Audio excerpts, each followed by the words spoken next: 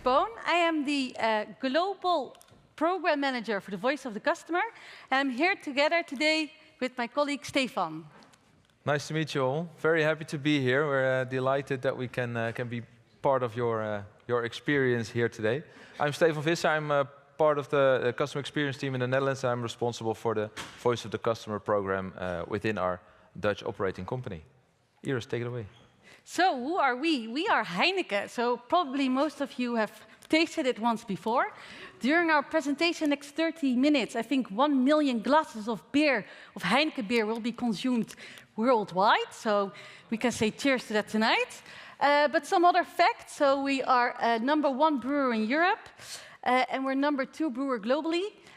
We are present with our brands in more than 190 countries, and we have more than 160 breweries worldwide.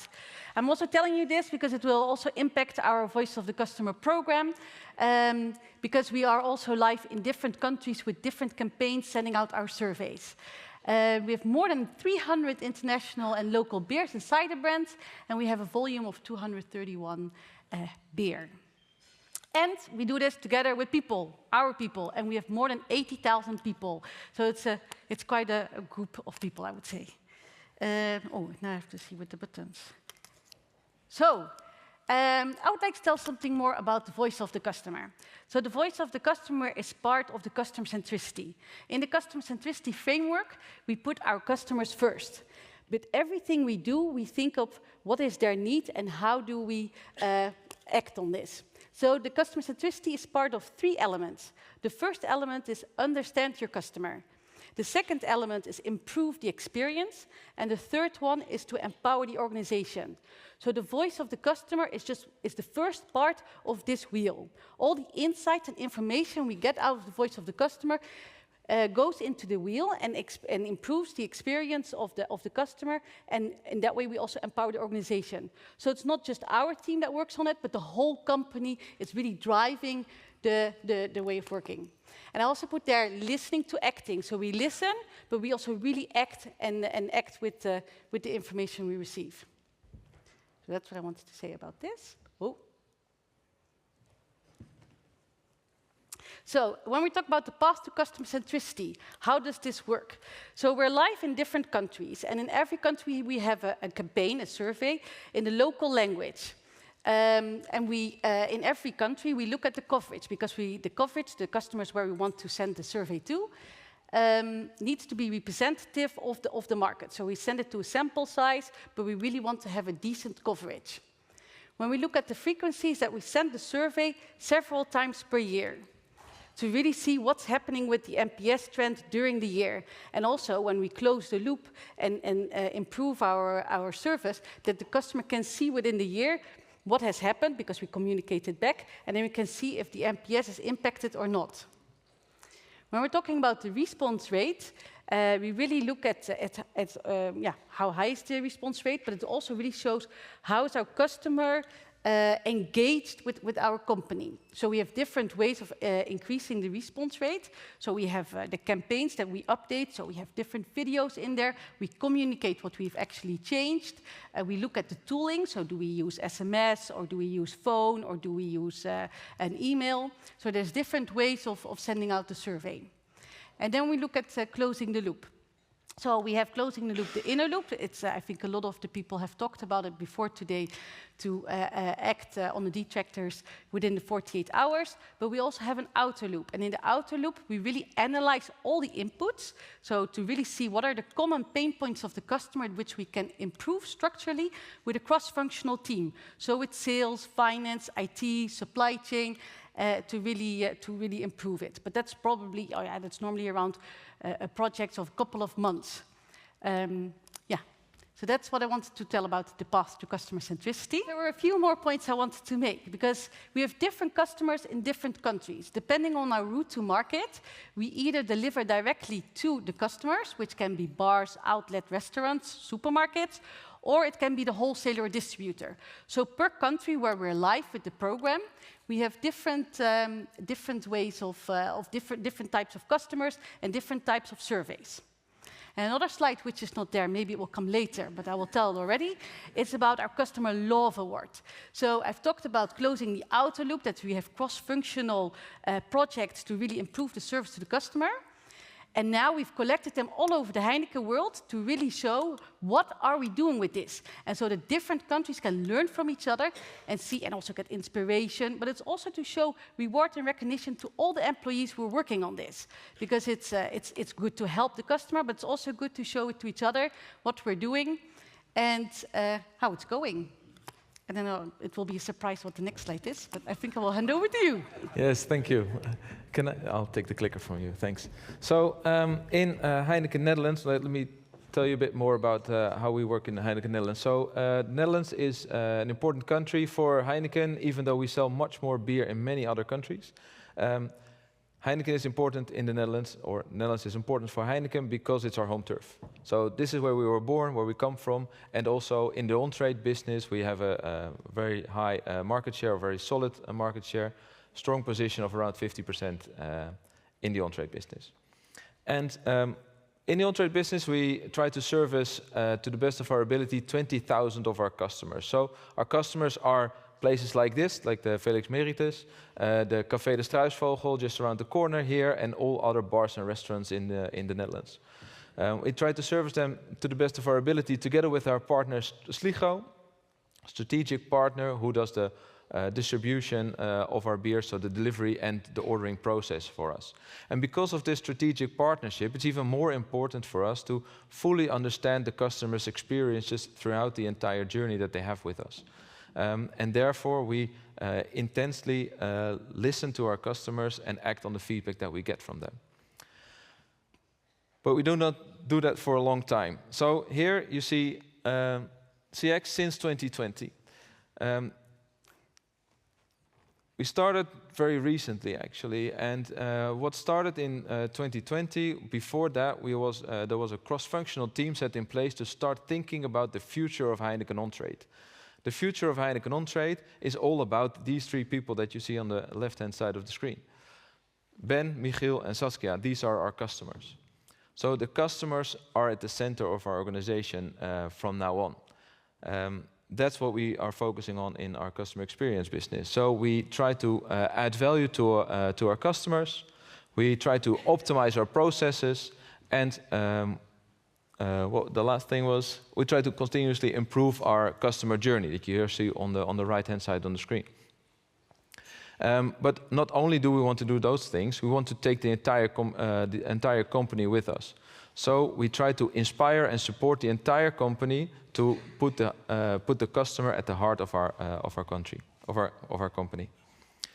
And I'm really proud to say here that we are succeeding based on the inspiration that we get from our partner Customer Gauge. It's really proud that we are achieving more and more the customer centricity within our organization, that even our global CEO, Dolf van der Brink, is talking about the NPS score in his quarterly updates. And that's actually the proof the proof that we are becoming the customer-centric company that we were working towards. So in that cross-functional team that I talked to you about, we started to design a customer journey. We talked to Ben, Michiel, and Saskia a lot, had many interviews, and we understood how they do business with us. So we built a customer journey with, in total, 107 different types of touchpoints. Starts with potential customers trying to orient on doing business with Heineken, and it ends with customers saying goodbye to us. Obviously, we want that to be years and years later from the time that they start doing business with us, but it happens. But also that last stage is really important for us. We really want to understand why people say goodbye and want to take care of that is the best goodbye possible. Oh, this one. Today I would like to share some of the results with you. It's really a shame that we don't have the final presentation here, because we were sharing so much more of our people, of our customers in the latest slides. So it's all about our customers. Before we go to the results, I would like to highlight the foundation that Iris was talking about before. So when we talk about coverage, so the first icon on the left, Coverage is where we strive for a very high coverage. And because we have the luxury of many sales reps in our country, we have a very close connection with all of our customers. And because we have that close connection, we have contact details of everybody, so that makes 100% coverage actually achievable. And because we are convinced that every customer matters, we send a survey to all of our customers.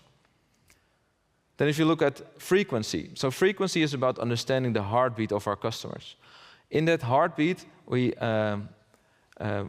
because we want to feel that heartbeat, we send out a weekly survey to 6% of our entire customer base. In the end, that will make us reach our customers around 3 times per year. And not only does this bring us a pulse check throughout the entire year that we know what's going on with our customers, but it also embeds it in the daily work of all our people. So everybody can be continuously involved in playing part of the customer centricity framework that we offer. Thirdly, response rate. This is where our main focus is on.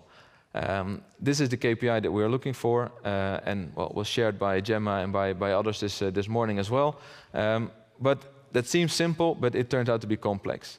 I don't know how it is with you, but our people are really programmed to work towards a high score. And that score that they're striving for is actually the NPS score. So nowadays, we are really propagating to all of our people, and especially also the sales reps who are in close connection with our customers, that we rather have a really high response rate than with a low NPS score than the other way around. Because that will tell us, we have different slides. Great, thanks for somebody who did that. Great. So you see here our customers. It's one of our happy customers. So I was saying response rate is really what we're aiming for, but it's really difficult to get that. Closing the loop. Iris said 2 types of closing the loop that we distinguish between within the Heineken company: the inner loop and the outer loop. The outer loop is all about just letting our customers know how we feel about their feedback and what we do with their feedback. So the example that Gemma shared with us is also a best practice that we do. So on a regular basis, we share with our customers what we did with their feedback. And not only does this give the feeling for the customers that we actually act on their feedback, but it should indeed increase our response rate a little, as Gemma was also saying, and we show some vulnerability to our customers. And that's also something that we want to do. We want to gather feedback to understand really what it's all about. But the inner loop, that's actually where the magic happens for me. And I still remember when we launched the program in 2019, we did a pilot and was in the AZ Stadium in Alkmaar. And I remember that I was sitting there with one of our sales reps, and it was Donald, was this one. And Donald just got a response in his inbox from one of his customers. 0. Can you imagine what that did with this guy? So Donald is a sales rep. I think he's somewhere in his 50s, so seen everything, done everything, but he was not looking forward to calling that customer who just gave a 0 in our survey.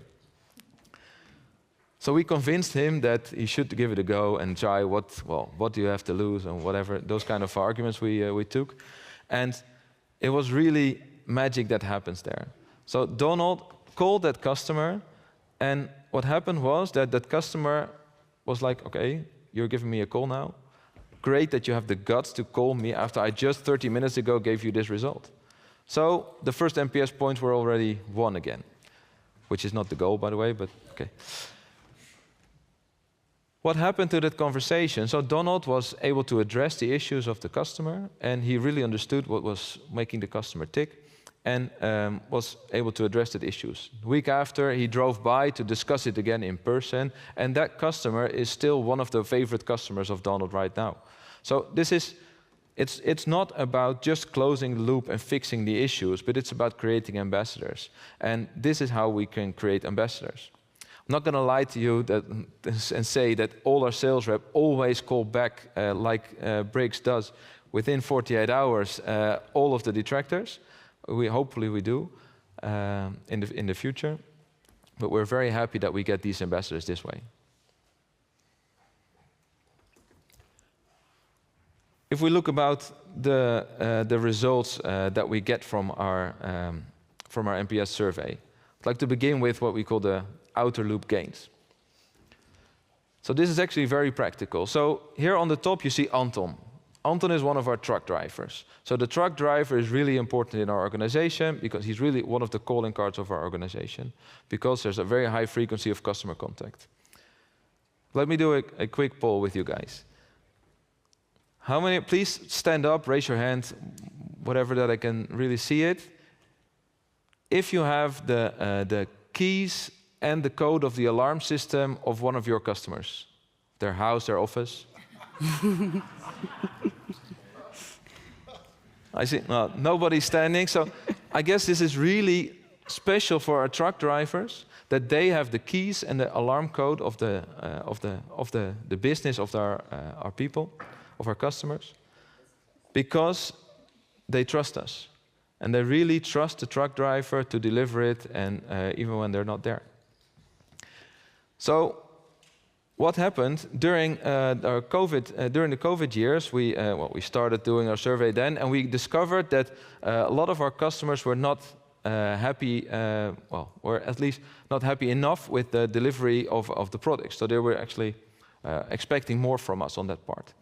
And so that was one of the reasons why we dug deeper into that and discovered all of the different pain points in the delivery system. So one of the examples that I would like to highlight is the return of the collection of returns. So you have empty kegs, empty crates, and those need to be returned, and you get reimbursed for that. But that was an issue. There was always a lot of fuss around that.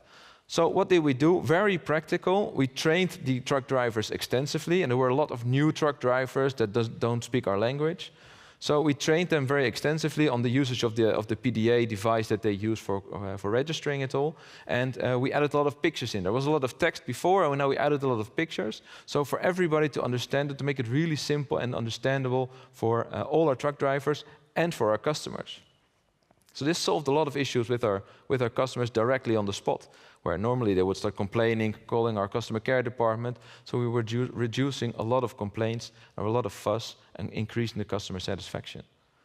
And these small things, like adding pictures, might seem trivial to you, but in the long run, they happen so frequently that it's actually vital to the success of our business. Second example that I would love to highlight is Tim here. Tim is, as you can see, is in our customer care department, calling a lot of our customers. And we discovered that one of the segments, one of our customer segments, which is the segment, the bit smaller customers who don't own their own draft system, they were actually not so happy about the sales reps, the contact with the sales rep. So we tried to improve that. But how did we do it? We didn't hire just an enormous amount of sales reps again, because that would have been a solution as well, but we tried a different solution. So what Tim did with his team is he was able to increase the response rate of this group from 8 to 14%. And the NPS score raised from 18 to 45% within this specific customer group. How did they do this? Instead of reactively fixing the issues that the customers were giving us, he was proactively calling these customers together with the team just every quarter, just as a check-in, and all of these customers were more than happy to pick up the phone. They felt more engaged to Heineken, and not only did this bring more customer satisfaction to us, but it also reduced the number of incoming calls in the customer care department from this customer group. And while talking to these customers, we had sales opportunities for our sales reps. So it was really plus on everything, on all the different aspects. So a great example. And we have more of these kind of examples that we also share with our customers then. But I can say that I'm even more proud on the massive cultural shift that we realized within our organization. So we speak with one voice, and we prioritize around the customer. To start with how we share. So we have, right from the start with the customer experience department, we were very open about what we do and why we do things. And that's been really important for us to get the whole organization on board. So nowadays we have a 3-weekly review where every department of our organization can speak about how they make customer impact. And it's a great way of embracing the customer within our organization and engaging everybody. So it's really the technicians and the people from the management team who are all in the same meeting, listening to how we made customer impact. And not only is this the way how we can connect our colleagues to all the initiatives that we're undertaking, but we're also connecting all of our colleagues to the customer. We speak with one voice. So one of the things that we did is we changed the way we communicate with our customers, or we unified that more or less. So we are personal in our communication, not pushy. We are ambitious, but we're definitely not arrogant in our communication. And we are simple, but not simplistic. We never talk about an outlet, but we talk about the customer who runs a business. Or as we say in Dutch, we work for jouw wereldzaak. And this might seem trivial, but if you in the communication by our sales reps and in our email communication, it's quite easy to implement. But we took this to a wider level. So also the formal communication, like payment reminders, that's where we also made it much more the Heineken tone of voice that we want to talk about. And this was actually quite some struggle. I think Marieke still remembers that was quite a struggle. But we realized that it was important to make that happen. It was really amazing that also these type of formal communication is now more towards the customer, like more understanding, more still direct, still how you do business, but it's much more pleasant to do business with us because we speak one language. But maybe the thing that we're the most proud of within our organization is that currently we prioritize around the customer. So every quarter we sit down with our management team, of the on-trade team, to discuss what should be the priorities of our next quarter, like the project, etc. What do we use for a basis for that? We use customer insights as a basis for that. So we rank the different priorities based on customer value, and we also plot in business value, but customer value is driving how we run our business. So if you look at it from a broad perspective, you could actually say that the customer is deciding what we focus on and where we put our money towards. And that's really a big cultural shift than when we started 2.5 years ago. But we're definitely not done yet. So we still have some ground to cover, Adam. I'm sure you're happy with that. So we say, okay, a smile is worth more than 1 million. And it should be more than 1 million. It should be 2 million, maybe 3. But to be honest, we just don't know yet. How much is this smile worth of this man? And that is really something that we would like to figure out even better. Because in these times like that we're going towards time, I'm not predicting, but looking like we might turn into a recession like this, if it's going like this. And then it's becoming even more important to connect the NPS results to our financial results. And to showcase that if we take some initiative, how much will this bring in financial impact? And not only in customer satisfaction impact. And that's still a case that we really need to crack. And so we're here to share our stories, but definitely also to get inspired on this topic, because we want to crack that case to remain a successful company. Iris, can you explain a bit on what we did so far on cracking that case? Yes, for sure. So I think we've all seen the industry research that shows that a higher NPS relates to higher growth, higher revenue. But together with Heineken Netherlands from Global, we did a pilot to see, based on our actual data, what do we see is the relationship. And we've seen on the data of 2021 that a promoter has 3 times higher GP growth than a detractor. So we're super proud and super happy to have this information, because at the moment the program has its momentum. We're growing, we're going fast. We've done a lot in the last 2-3 years, but we want to keep it. And here we have the actual proof that it's 3 times higher. However, our next step would also be to understand the data a bit better. So what's happening with this promoter and what's happening with this detractor. But yeah, I think this is a number we're here to monetize or to learn from each other. And I think this is one of our examples that we're very happy with, that we have the actual data, that it's there, and we're going to apply it in different countries to see how it's going there. And then on our next slide, so who are we doing this for? For our customers. So I think it has been a collaboration. So it's together with CG, together with the local operating companies. Within Global, we work together with sales, supply chain, IT. So it's a big group of people, and it has been a very fast journey, I think, the last years. I just joined the train that is racing through. But I think the next couple of years or months will be super exciting, because there's so much to do. This is only the starting point. But we are live in a lot of countries, setting the basics, and then afterwards we can continue to really quantify things. So I hope our story inspired you, or if you have questions, let us know. We will still be here. Thank you.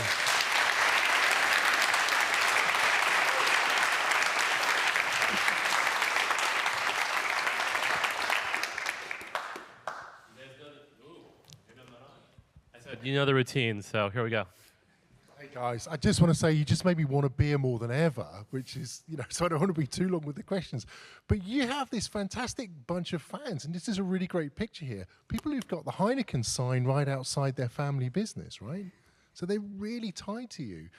Have you found that the program that you've run is reaching into that? Does it help with the loyalty, Stefan and Iris?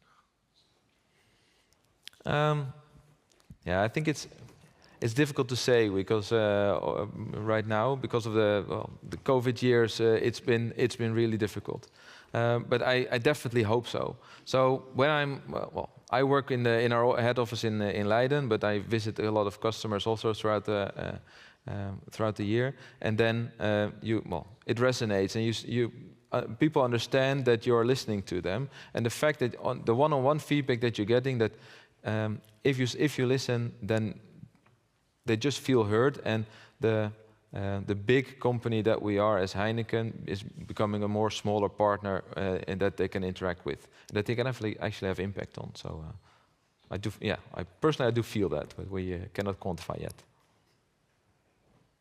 Yeah, and I think you see differences per country, because we're of course live in a lot of countries, but you also see, for example, promoters in Nigeria, but they do give a lot of comments.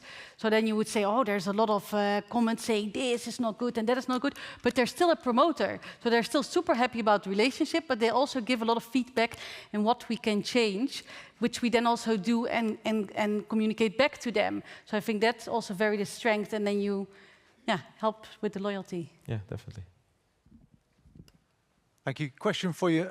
Just one of the slides towards the end, you showed a slide that talked about the impact was 3 times the GP, I think it was, which was a phenomenal result.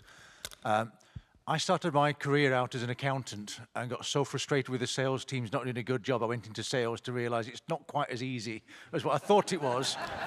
But when you present a slide like that with my sales hat on, I get really emotive. As an accountant, 3 times the impact is huge. I'm just curious about how this feels a really compelling story for a sales team or a supply chain team. How are you getting on to be able to tell that same story to a marketing function or a finance function? I'm just curious how you've been able to tell the story into those places, because it's a total organization that makes this result happen. Yeah. You want me to take it? Yeah. So actually, this is why we didn't crack the case yet. Yeah. So we did this pilot, and it brought us that the GP growth is actually 3 times higher with promoters than detractors. But the story behind it is still something that we need to fully grasp. So the numbers tell us that this is the truth, but the story behind it is still something we need to write together with our partners. Yeah, I think we really still need to deep dive into this We see the numbers that the promoter The revenue went up, but why? What is the certain reason? I think we've also seen a graph before, I think it was the one from Veen saying with the dots that there were a few out of the line. And then I think we should also deep dive into that, seeing like, are they in the same pattern or not? And which customers are out of the pattern and why? Because at the moment, the numbers indeed show it, but why is there growth? Are there specific exceptions? And then I think the story comes more alive for indeed for marketing or other departments. So that will be our next step. Yeah. So the figures speak for itself, but the compelling story behind it is something that we're eager for. It is. I was a chief customer officer, and once I got that stat, was a step change. Yeah. The moment my CFO and my chief marketing officer bought into it as well, it went again. And I just encourage you to be able to do that. So yeah, the more you can get that cross-functional team to help, and the CFO and the CMO, once they believe it, you're in a stratosphere. It just goes to another level. Well, keep pushing. Looking forward to reaching that. Think we have time for maybe one more over here. Hey. Yeah, I wonder if you can elaborate a little bit more how you work with your outer loop. How often do you do this outer loop analysis, and how do you handle your team, and how do you follow up your actions and things like that? Yeah, so it's actually we do it every quarter. So we try to we try not to incorporate it in any other newsletter. So we really try to get attention to this email, but we don't want to send too many emails to our customers. They're already getting a lot of emails from us in the daily business. So every quarter we send them an email, and we decide on two topics that are relevant. So we in the CX team we dig deep and we start talking to each other. Okay, which are the topics that we want to highlight to our customers that we're proud of and that had the most customer impact in the last quarter, and that's then what we share. And we also, by the way, we also share it on our website. So there's always in the invite for the survey that we share, there's a link where you can click on if you want to find out what we did with your with your feedback. So that's also how we want to keep closing that outer loop. And when we go live in a country, we first focus on the basics. So the number of, how often do you send out the survey and the coverage. And then when we have a bit of more data, so when we're live for a longer period of time, then you can analyze, for example, the drivers. Is there a relationship between the promoter and the drivers or the detractors? We look at the notes. So when you close the inner loop, we write down what the comments were. We also in the questionnaire have open feedback. So all those inputs, when you have it after a couple of months, we analyze it and see, is there a common pain point that we need to work on? Are there always complaints or comments about invoicing? Then we need to start a project there. If it's always about, for example, the return of the empties, then we focus there. And then based on that, you prioritize which projects do we start first on and which people do we need for that in the company. Because it can be that it's people from IT or people from a different department. So then we set up a team and we start working on that. And when the pain point is solved, and then we communicate it back to the customer, saying, like, based on your feedback, we identified this problem. This is what we've done. Please, we hope it works now, and then please give your feedback if it's not solved. And then we say we close the loop, because it's communicated internally, externally to the customer back. And then we share it also within the company so that other operating companies can also learn from it if it's to copy with pride if possible. I hope this helps. Oh, hi. I have two very quick questions. The first, do you have any spare tickets for the Champions League final? And then the second was, so on the GP slide, have you ever looked at GP for clients or for your accounts that were detractors and then became promoters? To me, that seems like the kind of key metric to understand whether the experience is really driving that profit. No, I don't think so. No, yeah, the honest answer is, well, I understand, I get your thought, and we had the same thought, but this is the path we chose now, so no, to be honest. Now, there's a lot to explore in that area. Indeed, also, if we look at churn, retention, or change from promote to detractor to promoter, but I think that's where we're going to continue. Yeah, one of the things that we also didn't address yet, so I said we are working on this for 2.5 years now, and we're still exploring a lot. And one of the things that I also want to just look into is how many detractors turn into a promoter and how many promoters turn into a detractor and vice versa. And that's also something that we didn't yet go into. But we're still on the main road, and all the side roads, we will definitely try to cover them in the upcoming years. I'll take that one, Stefan. I'll help you with that one. I'm sure we can dig that out for you. I actually have a question for both of you. You said the salesperson, Dan? Donald. It started with a D. It was sitting next to you when he got a 0. What made you decide as a company to give access to sales from that pilot that you started? What was it that did that? Well, our belief is that the sales rep is the person that's in charge of the account. So he or she needs to understand what's happening with the customer. And he or she is the one that should get that dialogue. So it's not, our program is not a one-off, so it's a continuous, so on the frequency, we send it out on a weekly basis. So every sales rep gets a response every week, at least one, probably 5 or 6 at least. And so for them, it's also part of their daily work. And it's a way to start a dialogue with an unhappy customer. And that's actually what we do it for.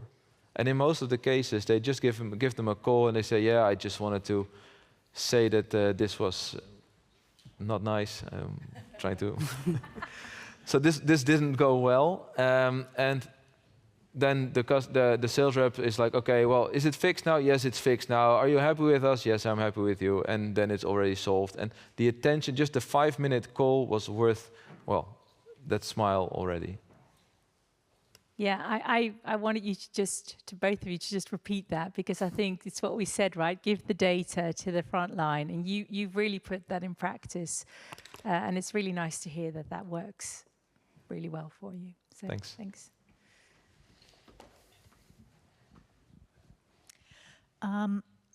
You have a very large multinational company, and you have many regional organizations. And I imagine not every one of the regional organizations is on the same level of operational maturity, particularly when it comes to customer centricity and customer experience. So how do you manage to bring them all to one page when it comes to implementing a voice of the customer program? How do you manage different organizations globally with different levels of maturity? Yeah, so we have a roadmap on where to see where we're deploying and where we're going live. And now we also started with the reporting to really see per entity what's going on. Because it's indeed true, we go live and then it's a motor you start. So it's also, does the motor continue or does the motor stop? We would like to know that. But we also see indeed differences in maturity in opcos that are already working on making the relationship with revenue and uploading revenue. And there we have operating companies who still are challenges with how to send out the survey or how to increase response rate. So we have different maturities, and we have a community where we get together, and there we also try to showcase best practices for all the audience. So we have a best practice on maybe for the higher maturity, and also best practice for the lower maturity. So everybody stays engaged, but they can also learn from each other. Because what we also see is that when you have a very strong team in place, but the team changes, then the high maturity can go down to low maturity again. So there are quite a lot of challenges, but from global we support the opcos on updating the campaigns, in training the people on how to do the widgets, how to do the reporting. But yeah, sustainability does stay also a challenge. Yeah. Hi. Firstly, I'd like to thank the accountant for acknowledging that sales isn't as easy as it looks. That was good. I'm sure counting money isn't as easy as we think it is either. But I'm interested in the 6% per week, and it may be that you only have one contact per customer. But do you do any grouping of that 6%? So, for example, if you've got a big client that has 5 or 6 stakeholders that you might survey, would they be all surveyed at the same time, or would they be spread out? No, it's a good question. So the 6% is indeed that we send out to all the bars and restaurants in the Netherlands, and there we have one major contact, which is the entrepreneur himself or herself. But we also have some larger accounts, and for the larger accounts we do it in batches. So our philosophy is that we send out the survey 3 times per week, 3 times per year to our customers. So for these larger accounts, then we have the focus area. So I think it's March, June, and October or something like that that we send out the survey then. So then also the larger accounts they gather all the information. They upfront they send an email to the headquarters of that business to spread the word, to fill out the survey that we're sending out soon, so to increase that response rate as well, so that we can actually, in our quarterly reviews or in the review meetings that they have, address the feedback that we got from the survey. So there's a different story indeed. And so the customer receives the survey 3 times a year, but you send out the survey on a weekly basis. So you spread the workload over the year. Yeah, exactly. For the larger accounts, there we have like 3 batches per year. But for the rest of the accounts, which is the large majority, we spread it out to, well, as I said, to indeed to get people involved and to embed it in their daily work, so that it's not going to be a one-off, but that it's a continuous dialogue with our customers. Okay, I'm gonna last one because you're keeping us from his beer. No, I'm kidding. One good one, and then we'll wrap up and get to the party. I would like to know, how do you engage your sales rep to this whole customer experience program? How do we engage them? Yeah. The communication, I don't know. We train them. Well, we have a regular training, and actually we're doing a training next week for all the new hires and for everybody that would like to get refreshed. So we do that on a regular basis. And there's also reporting. So we have reporting on response rates, and actually we have a report which is a weekly report that gets refreshed on a daily basis, but they discuss it on a weekly basis in their team, where they can just see who got the survey, who filled out the survey, who didn't fill out the survey, so that we can approach them also, and to discuss also the feedback that they got within their team, and to address issues, and to also to share their best practices and to share their mistakes or any other things that came out of the feedback. So that's really how we engage, and we have some in all the different sales teams. We have different ambassadors, so we give them we get them in and we ask questions to them. Okay, what do you do in your team? What do you do in your team? To also keep that momentum. But that's a good question, because it's definitely something that for our salespeople, they always have 1,000 things to do and they can only do 100. Yeah. So we need to keep them prioritizing NPS also, and keep them keep it alive with them. True. All right then. Thank you guys so much, and what a great story.